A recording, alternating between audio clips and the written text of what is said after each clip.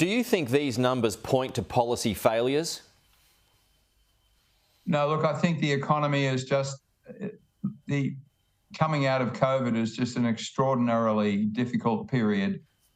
We've seen these extraordinary legacies from that.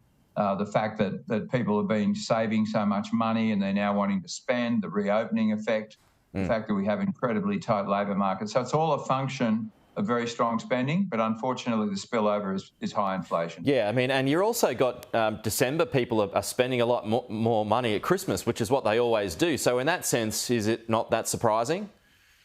Yes, but it's just much stronger than in previous years. Right. And what we've seen is that businesses that have been responding to these higher prices and costs are finally feeling confident enough to raise their prices. And that's a process that is worrying, and that's the one that the central bank will really have to keep an eye on in the course of this year. This change in psychology. So what sort of unpopular policy decisions, are going to be needed?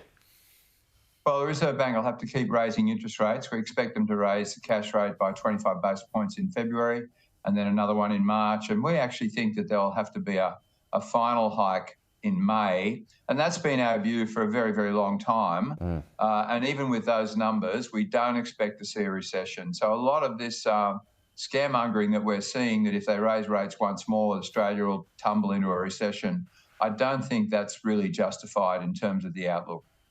Okay, 3 rate rises, though, over the next 4 to 5 months. That's going to have an impact, though, on mortgage owners, isn't it? A significant impact. Absolutely, but you have to remember that most of the hiking cycle is behind us. It started in May last year, and we had every month we had a rate hike between May and December with a number of 50 basis point movements in there. So the accumulation of those hikes is working its way through at the moment, and the fact that we see a few more that the Reserve Bank will have to do, given the performance of inflation, I don't think people should become too scared about what's going to happen in the future. It's really looking back on what has already happened. What would you expect that to do to the housing market?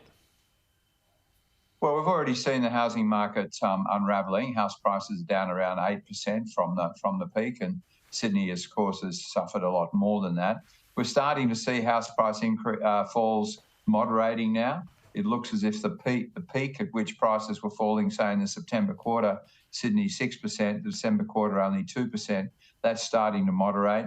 I would not expect that with these rate hikes that we're now expecting, that many people were anticipating anyway, I wouldn't expect that to create a shock horror in the housing market. I think the market will continue to peel off, but at a slower pace. Okay, well, Bill Evans, folks, he is as good as it gets when it comes to economists, so we can expect 3 rate rises but no recession, so we can calm that talk. Bill, appreciate your time as always. Thank you so much. We'll talk to you again soon.